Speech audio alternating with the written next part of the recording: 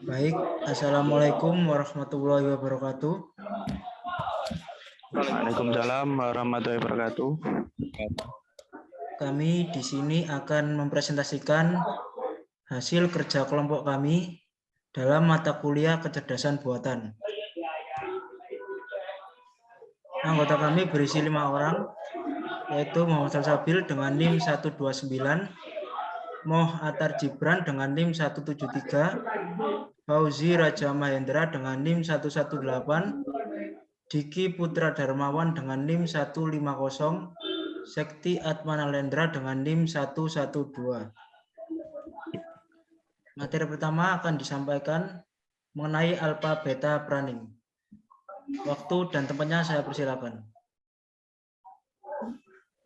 Alpha beta pruning. Algoritma alpha beta pruning merupakan algoritma pencarian yang digunakan untuk mengurangi jumlah not melalui proses rekomendasi. Sama halnya dengan algoritma min-max. Algoritma alpha beta pruning merupakan algoritma untuk mencari solusi yang optimal dari sebuah permasalahan. Namun pada proses evaluasi yang digunakan untuk mengurangi jumlah solusi pada ilustrasi sebelumnya. Algoritma alpha beta pruning memiliki dua nilai, yaitu alpha beta. Alpha merupakan nilai maksimum yang dimiliki, sedangkan nilai beta adalah nilai minimum yang dimiliki oleh maksimum yang dimiliki oleh pemain. Nilai alfa adalah nilai negatif tak terhingga pada kondisi awal permainan dan beta adalah positif tak terhingga. Pemilihan not kemungkinan pergerakan langkah akan selalu diperbarui pada setiap kali pemain selesai memindahkan pionnya. Jika terdapat sebuah not dengan nilai beta kurang dari sama atau sama dengan alfa, maka not tersebut tidak akan dipilih untuk perhitungan langkah berikutnya, sehingga cabang di bawah pada not itu akan dipangkas atau prun. Adapun ilustrasi dari algoritma alpha beta pruning tersebut digambarkan pada gambar 1. Ini gambar ilustrasi algoritma alpha beta pruning. Penerapan algoritma alpha beta pruning sebagai kecerdasan buatan pada game Paw Battle. Catur merupakan game strategi yang dimainkan oleh 2 orang. Ada 2 jenis warna bisa pada permainan ini, yaitu hitam putih, agar dapat memenangkan sebuah permainan. Pemain harus menguasai berlatih modul tentang cara bermain catur. Pada umumnya hanya menjelaskan kejadian yang bisa terjadi dalam permainan catur, sehingga berarti merupakan satu-satunya cara yang dapat digunakan untuk meningkatkan permainan catur. Dalam permainan catur, algoritma yang biasanya digunakan dalam permainan catur adalah algoritma min-max. Merupakan algoritma yang digunakan untuk menemukan langkah terbaik dalam permainan catur. Sedangkan algoritma alpha beta pruning adalah algoritma yang digunakan untuk mencegah perluasan cabang atau not untuk mendapatkan hasil pencarian langkah yang lebih baik dan sebelumnya. Paw Battle merupakan permainan catur yang diharapkan dapat membantu permainan dan berarti bermain catur melawan komputer atau NPC. Kecerdasan buatan yang diimplementasikan pada NPC di permainan ini adalah algoritma alpha beta pruning. Dari hasil pengujian yang telah dilakukan, algoritma alpha pruning dapat diimplementasikan dengan baik pada permainan Paw Battle. NPC memiliki jumlah menang lebih baik dibandingkan dengan pemain, sehingga kecerdasan buatan yang dibangun dengan menggunakan algoritma ini dapat digunakan sebagai alternatif dalam berlatih permainan catur. Next. Means and analysis. Means berarti sarana atau cara atau langkah atau action. N berarti akhir atau tujuan atau goals. Analisis yang berarti analisa. Berarti MEA atau means and analysis adalah analisa langkah-langkah untuk mencapai tujuan. MEA adalah teknik pemecahan masalah yang biasa digunakan dalam artificial intelligence atau AI untuk membatasi pencarian dalam program AI. Prinsip dari means and analysis yaitu memungkinkan kita untuk memecahkan bagian dari masalah terlebih dahulu dan kemudian kembali dan memecahkan masalah yang lebih kecil yang muncul saat menyelesaikan solusi akhir. 3 tujuan utama dari means and analysis yaitu yang pertama transformasi. Transformasi berarti mengubah objek A menjadi objek B. Menggunakan grafik N untuk membagi masalah menjadi masalah menengah dan kemudian mengubah masalah itu menjadi keadaan tujuan B. Proses ini berakhir ketika tidak ada perbedaan antara A dan B dan dapat dikatakan tujuan telah tercapai. Tujuan kedua yaitu reduksi. Reduksi artinya mengurangi perbedaan antara objek A dan objek B dengan memodifikasi objek A. Tujuan dari operasi ini adalah untuk mengurangi perbedaan antara objek A dan objek B dengan mengubah objek A menjadi objek A aksen yang lebih dekat dengan tujuan B. Disebut dengan operator relevan atau R. Tujuan ketiga yaitu aplikasi. Aplikasi berarti menerapkan operator relevan R ke objek A. Algoritma untuk means and analysis. Langkah 1, sampai tujuan tercapai atau tidak ada lagi prosedur yang tersedia. Langkah kedua, jelaskan keadaan saat ini, keadaan tujuan, dan perbedaan antara keduanya. Langkah ketiga, gunakan perbedaan antara keadaan saat ini dan keadaan tujuan. Mungkin dengan deskripsi keadaan saat ini atau keadaan tujuan untuk memilih prosedur yang menjanjikan. Langkah 4, gunakan prosedur yang menjanjikan dan perbarui status saat ini. Langkah 5, jika tujuan tercapai, maka sukses yang lain itu adalah kegagalan. Contoh penerapan means and analysis. Studi kasus dan hasil pengujian. Di sini kami memberikan studi kasus dan hasil pengujian dari multi-level flow model atau MFM. MFM adalah kerangka kerja untuk permodelan proses industri. MFM adalah sejenis permodelan fungsional yang menggunakan konsep abstraksi, dekomposisi, representasi fungsional. Pendekatan menganggap tujuan bukan perilaku fisik sistem sebagai elemen penentunya. MFM secara hierarkis menguraikan fungsi sistem di sepanjang dimensi sarana akhir dan seluruh bagian dalam kaitannya dengan tindakan yang dimaksudkan. Fungsi secara sintaksis dimodelkan oleh hubungan konsep dasar yang berkontribusi sebagai bagian dari subsistem. Setiap subsistem dipertimbangkan dalam konteks sistem secara keseluruhan dalam hal tujuan atau N. Fungsinya means dalam sistem. Menggunakan hanya beberapa konsep dasar sebagai blok bangunan memungkinkan penalaran kualitatif tentang keberhasilan atau kegagalan tindakan. MFM mendefinisikan bahasa permodelan grafis untuk mewakili pengetahuan yang dicakup. MFM adalah bahasa permodelan untuk menangkap bagaimana operator manusia mengidentifikasi dan menangani situasi operasi yang tidak diketahui untuk meningkatkan desain antarmuka manusia-mesin. Berikut adalah contoh penerapan means and analysis. Nah, di gambar sebelah kiri itu adalah grafis atau grafik dari bahasa MFM itu sendiri. Dan yang gambar yang kanan itu adalah gambar wiring diagram dari mesin pompa panas.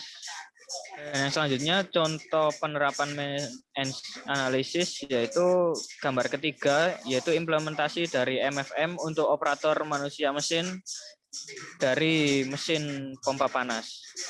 Simulated annealing. Simulated annealing adalah suatu varian dari teknik heuristic search hill climbing, di mana variasi ini merupakan kebalikan dari step-based hill climbing. Variasi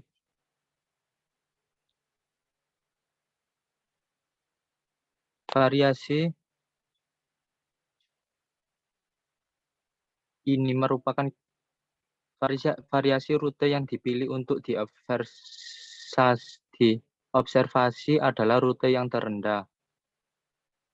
Heuristic search adalah sebuah cara yang meningkatkan efisiensi dari sebuah pencarian meskipun algoritma SA secara konsep sangat sederhana. Namun untuk mencari parameter optimal seperti inisialisasi temperatur, annealing schedule, parameter fungsi penerimaan, dan sebagainya, ini tidak berarti sederhana atau mudah. Pertama-tama yang dilakukan adalah menetapkan parameter untuk SA. Selain itu, banyak penelitian telah menunjukkan bahwa algoritma SA sangat sensitif terhadap parameter dan sangat tergantung pengaturan parameternya. Algoritma SA diperkenalkan oleh Metropolis et al. Pada tahun 1953, yang beranalogika dengan proses annealing dan diaplikasikan dalam masalah optimasi pertama kali oleh Kirkpatrick et al. Tahun 1983. Algoritma SA bertujuan untuk meminimasi sebuah fungsi objektif. Algoritma ini melakukan peningkatan interaktif untuk memperbaiki solusi yang dihasilkan teknik-teknik penjadwalan heuristik. Keunikan metode SA ini adalah membolehkan biaya rute baru yang lebih besar daripada biaya rute sekarang, agar dapat terhindar dari perangkap minimum lokal. Berikut contoh penerapan metode simulated annealing pada studi kasus traveling salesman problem. Penerapan TSP yang muncul dalam kehidupan sehari-hari, misalnya permasalahan dalam bidang transportasi darat, dengan harapan biaya perjalanan yang dikeluarkan dan waktu perjalanan seminimum mungkin. Jumlah rute yang mungkin diperoleh pada TSP dengan menggunakan rumus permutasi sebagai berikut. Dengan N adalah jumlah seluruh kota dan adalah jumlah kota yang diseleksi. Traveling salesman problem atau TSP dapat dibedakan menjadi dua jenis, yaitu traveling salesman problem asimetris merupakan TSP dengan biaya atau jarak perjalanan dari kota A menuju kota B tidak sama dengan biaya atau jarak perjalanan dari kota B menuju kota A. Traveling salesman problem TSP simetris merupakan TSP dengan biaya atau jarak perjalanan dari kota A menuju kota B sama dengan biaya atau jarak perjalanan dari kota B menuju kota A. Berikut merupakan contoh penerapan metode simulated annealing dan rumus cara penyelesaiannya. Constraint satisfaction problems. Constraint satisfaction problem (CSP) adalah sebuah pendekatan untuk mencari suatu solusi dari sebuah masalah dengan cara mencari objek atau keadaan yang memenuhi sebuah kriteria atau persyaratan. Sebuah constraint diartikan sebagai batasan atau kriteria yang perlu dipenuhi. Terdapat 3 komponen utama yang perlu diperhatikan dalam pendekatan CSP, yaitu terdapat constraint, merupakan suatu aturan yang ditentukan untuk mengatur nilai yang boleh diisikan ke dalam variabel atau kombinasi variabel. Terdapat beberapa jenis constraint, di antaranya unary, menyatakan sebuah variabel. Binary menyatakan persyaratan sepasang variabel. N-ary menyatakan persyaratan 3 atau lebih variabel. Dan preference isyarat yang sebaiknya dipenuhi tetapi tidak harus.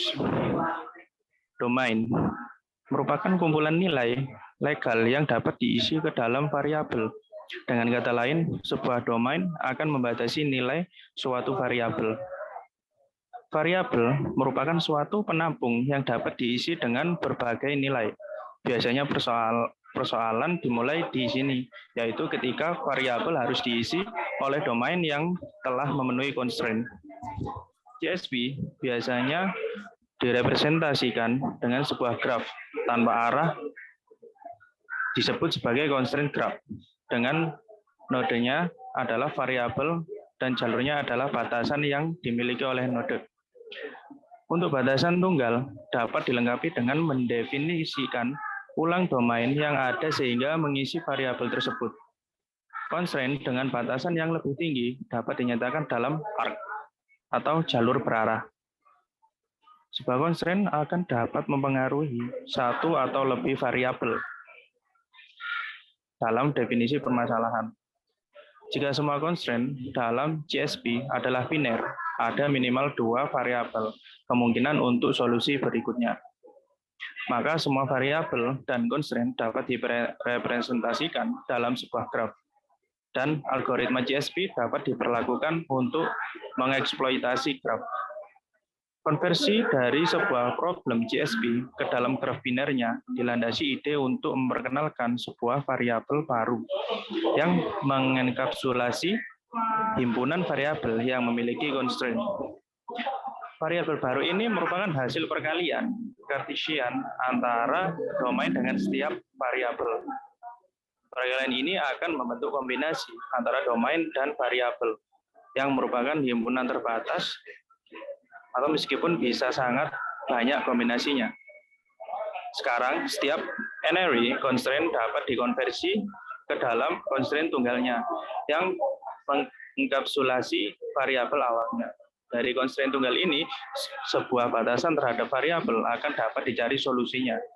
Dengan demikian, setiap n-ary constraint dapat disubstitusikan dengan variabel yang sesuai di dalam domainnya. Hal ini tentu menarik sebab semua CSV tentu akan dapat direpresentasikan ke dalam binary constraint-nya. Contoh penerapan algoritma constraint satisfaction problems pada sistem penjadwalan mata kuliah. Jadi kasus dalam hasil pengujian. Peneliti melakukan pengolahan data mata kuliah yang diperoleh dari Meeting FKTI Unmul. Peneliti melakukan pengolahan data untuk memperoleh perbandingan antara penjadwalan manual dengan penjadwalan dengan menggunakan algoritma CSV. Diketahui dari hasil penilaian yaitu dengan menggunakan algoritma CSV diperoleh optimasi penjadwalan mata kuliah sebanyak 5 slot mata kuliah 3 SKS. Optimasi waktu 12 jam 30 menit per minggu. Dan 1 slot ekstra mata kuliah 2 SKS. Optimasi waktu 1 jam 40 menit. Sehingga didapatkan total optimasi waktu selama 14 jam 10 menit per minggu. Sehingga dapat disimpulkan bahwa penjadwalan dengan menggunakan algoritma CSV lebih optimal dibandingkan dengan penjadwalan yang dilakukan secara manual. Sekian. Baiklah. Sekian presentasi yang kami lakukan dalam mata kuliah kecerdasan buatan ini. Semoga apa yang kami jelaskan tersebut dapat bermanfaat dan bisa menjadi contoh kepada generasi-generasi selanjutnya. Kami mohon maaf apabila ada salah kata, salah pengucapan, ataupun salah makna. Sekian yang bisa kami jelaskan. Kami mohon maaf. Assalamualaikum warahmatullahi wabarakatuh. Waalaikumsalam warahmatullahi wabarakatuh.